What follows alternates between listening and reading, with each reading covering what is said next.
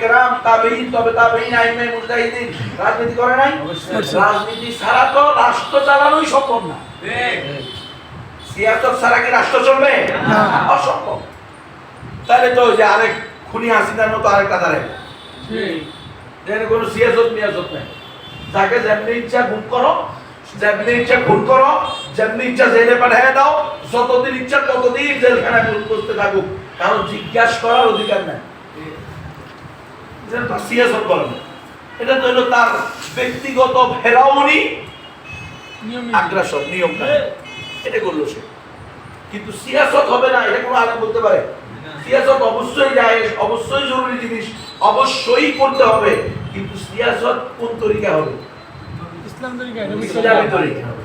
আমরা এটা বলতেছি যে গণতন্ত্র আমরা করতেছি, এটা ইসলামী পদ্ধতি না, ইসলাম এটাকে অ্যাকসেপ্ট করে না, এটা দিয়ে ইসলাম প্রতিষ্ঠা হবে না, অসম্ভব, কশিন কালেও হবে না।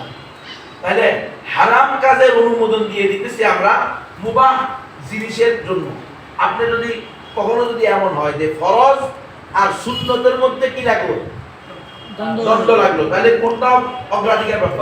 ফরজ।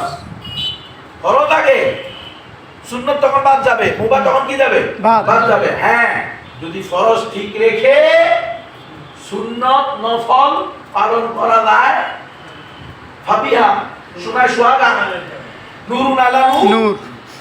কিন্তু যদি এমন হয় যে সুন্নত পালন করতে গেলে, সুন্নত টিকায় রাখতে গেলে আপনার কি হইতে হবে? ফরজ ছেড়ে দিতে হবে, তাহলে কোনটা ছাড়তে হবে? সুন্নত ছাড়তে হবে। উদাহরণস্বরূপ দেখেন, ইলমে দ্বীন শিক্ষা করা ফরজ, উলামায়ে কেরাম বেয়াদবি মাফ করবেন, ভুল হলে আমাকে আপনারা ধরাই দিবেন, কোনো অসুবিধা নেই। ইলমে দ্বীন শিক্ষা করা কি ফরজ, এতে কোনো সন্দেহ নাই। ইলমে ওহী শিক্ষা করা ফরজ, তালাবুল ইলমি ফরিদাতুন আলা কুল্লি মুসলিম। কিন্তু ইলমে দ্বীন শিক্ষার জন্য এই পাঁচতলা বিল্ডিং হইতে হবে? দরকার নাই। টাইলস ওয়ালা টয়লেট হইতে হবে? না। লিফট ওয়ালা বিল্ডিং হইতে হবে? না। এগুলা কি ফরজ? না। ওয়াজিব? না। কি জায়েজ? এখন যদি এমন হয় এই বিল্ডিং রক্ষা করার জন্য আমাকে মিথ্যা কথা বলতে হবে, আরো ভয়ঙ্কর, এই বিল্ডিং টিকানোর জন্য আমাকে ঘুষখোর, সুদখোর, মদখোর, নারীখোর তাদের সাথে কম্প্রোমাইজে যেতে হবে। নাউজুবিল্লাহ। তাহলে কি আমার এই বিল্ডিং টিকানো জরুরি? না। আমার ঈমান টিকানো জরুরি? ঈমান টিকানো জরুরি। বিল্ডিং চলে গেলে চলে যাক, আমি আবার গাছের নিচে বসবো, সমস্যা নাই। ঠিক, এরকম শিক্ষা করা না ফরজ। আমার বিল্ডিং আমি রাখতে পারতেছি না, আমার কাছে টাকা নাই, অথবা এটা রাখতে হলে আমাকে ইসলামের ফরজ বিধানে কি দিতে হবে? কম্প্রোমাইজ করতে হবে। আল্লাহ রাসূলের আশিকের বিরুদ্ধে শরঈ বিধান আমি বয়ান করতে পারবো। আমি এই বিল্ডিং ধরে রাখার জন্য ইসলামের সঠিক ব্যাখ্যা, ফরজ বিধানের কথা বলতে পারবো না। তাই বলবো হুজুর আপনি যদি এই বয়ান করেন, কালকে থেকে আপনি কি করতে পারবেন না? চাকরি পাবেন, এখানে থাকতে পারবেন না। বুঝেন না? মনে আমার নামাজ পড়া ফরজ, কিন্তু আমার ইমামতি করা ফরজ না। এটা কি ফরজ নেই?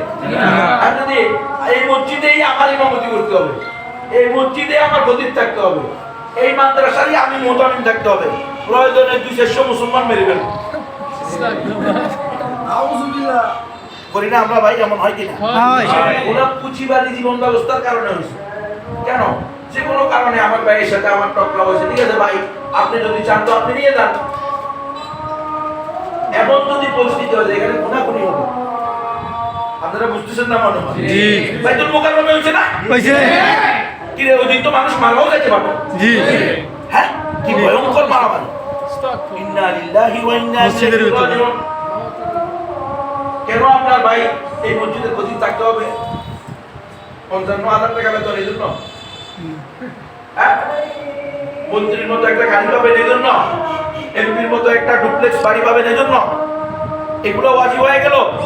মুসলমানের রক্ত হালাল করে ফেলতেছেন। যে কোনো কারণে হোক আপনি চলে গেছেন, আমি চলে গেছি, আমাকে এখন মানুষ কি করতেছে না? পছন্দ করতেছে না। পছন্দ যদি করতো তাহলে তো মানুষই আমাকে খুঁজে নিয়ে আসতো। ঠিক কথা বুঝেন না ভাই? আমার আসতে হবে কেন?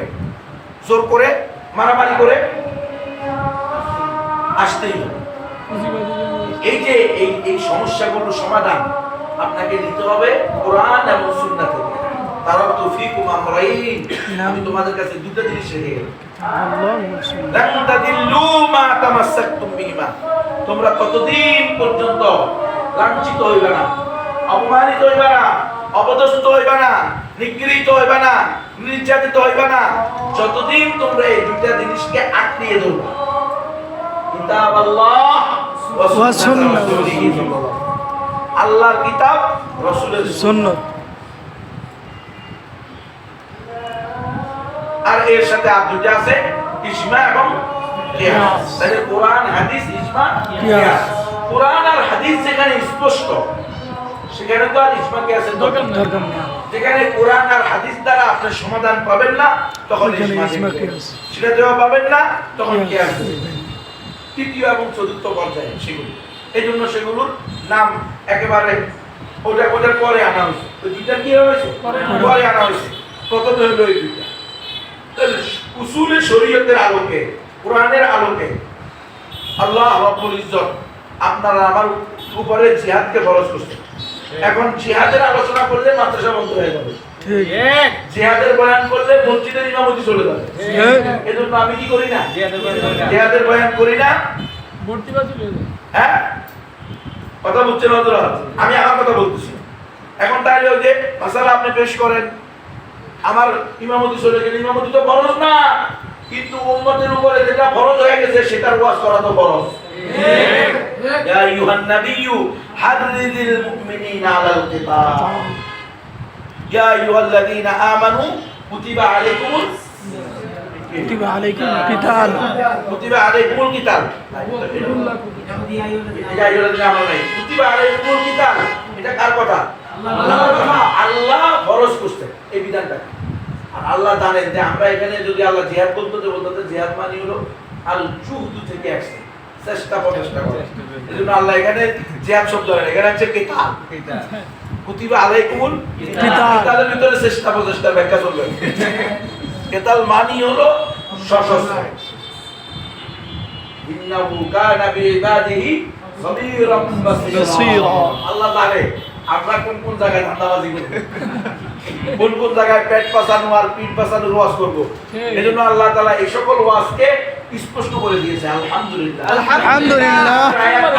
জিহাদের আয়াতগুলো এত স্পষ্ট, এত স্পষ্ট, এখানে অস্পষ্টতার কোনো সুযোগই নেই, একমাত্র আল্লাহ রাখেন। তাহলে আমরা এই বিষয়গুলো আমাদের ভিতরে আসতে হবে।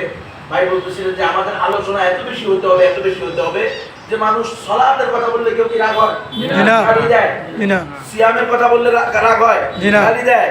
হজের কথা বললে, যাকাতের কথা বললে বরং আরো টাকা দেয়, ঠিক না? আপনার সাথে আমি হজে যাবো, বায়না দিলাম 1 লাখ টাকা, এই করে কি করে না? তাহলে জিহাদের কথা বললে কেন জঙ্গি বলে, উগ্রবাদী বলে, মানহাজি বলে? ভাই কি রে মানহাজি?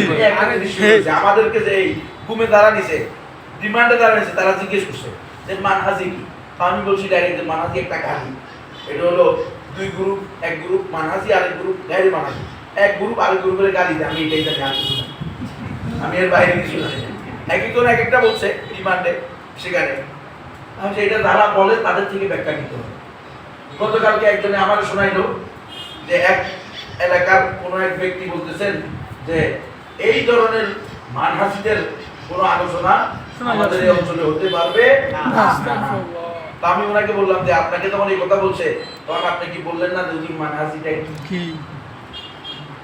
মানহাজি কাকে বলে, এটা একটু আমাদের বুঝান, ব্যাখ্যা দেন। মানহাজি মানে কি? পদ্ধতি নেই না, রাস্তা না, তরিকা না, পথ, কোনটা? মানহাজ শব্দের অর্থ কি? মানহাজের শাব্দিক অর্থ কি, আবিধানিক অর্থ? দুইটা পেশ করেন। পেশ করলে আমরা এই লোকগুলোকে চিনবো, এ মানহাজি, এ গায়রে মানহাজি, ঠিক না? এটা পেশ করতে হবে। আপনি দেখবেন যত ধরনের মানহাজি বলে দেখবেন এটার কোনো সঠিক ব্যাখ্যা নেই। আমি কয়েকজনকে জিজ্ঞেস আমাকে মানহাজি মানে কি? জিহাদের কথা বলা, জিহাদের কথা বলা মানহাজি হলো যে এটা গৌরবের বিষয়। ইমানের কথা বলছে, ইসলামী ইমারা হবে, হ্যাঁ, আমরা খেলাফায় বিশ্বাস করি, গণতন্ত্রে বিশ্বাস করি না। এই কথা বললে কি মানাজি হয় না। তো এটা তো প্রত্যেক মুসলমানের ইমানি দায়িত্ব, খেলাফায় বিশ্বাস করা, গণতন্ত্রকে না বলা। এটা বললে মানাজি হইল কেন? আর মানাজি হইলেও কি এটা বলা বন্ধ করা যাবে? কারণ কোন বিষয়ে সমস্যা, এই জন্য এই বিষয়গুলো খেলাফা, ইমারা, শরিয়া, কিতাল ফি সাবিলিল্লাহ, জিহাদ ফি সাবিলিল্লাহ, আসল কথা হলো এরা এই বাক্যগুলো, এই শব্দগুলো সহ্য করে না। গণতন্ত্রের পূজারীরা, গণতন্ত্রের পাহারাদারেরা, গণতন্ত্রকে প্রতিষ্ঠাকারীরা, গণতন্ত্রকে রক্ষাকারীরা আমাদেরকে ঘুমের মধ্যে, রিমান্ডের মধ্যে তারা বারবার কথা বলছে যে গণতন্ত্রের বিরুদ্ধে তোমরা কেন যাও, গণতন্ত্রের বিরোধিতা কি জন্য করো? গণতন্ত্রের বিরুদ্ধে, গণতন্ত্র তো কুফরি তন্ত্র, শিরকি মন্ত্র, এটা বিরোধিতা করা তো আমাদের ইমানি দায়িত্ব, এই জন্য আমরা বিরোধিতা করি। বলে না, গণতন্ত্রের বিরোধিতা করা যাবে না। হ্যাঁ, এই বিষয়ে তোমরা আমাদেরকে বাদ দিয়ে কোনো কিছু কায়েম করতে পারবে না, স্পষ্ট করে। তো আল্লাহ তাআলাই তাদেরকে বাদ করে দিয়েছে। ওরা মনে করছে ওরাই হলো অজেয়, ওরাই হলো পরাশক্তি। আল্লাহ কয় না, তোমরা যে মনে করছো তোমরা পরাশক্তি, কোশ্চিন কালেও নয়। ইন্না বাতশা রাব্বিকা লাশাদীদ। আল্লাহ রাব্বুল ইজ্জত তাদেরকে পাকড়ায় করে আল্লাহ তাআলা আবার দেখায় দিলেন যে কোন জালেমের জুলুমকে আল্লাহ তাআলা স্থায়ীভাবে চলতে দিবেন না। আলহামদুলিল্লাহ, সুম্মা আলহামদুলিল্লাহ। তো আজকে আপনাদের এখানে দর্শন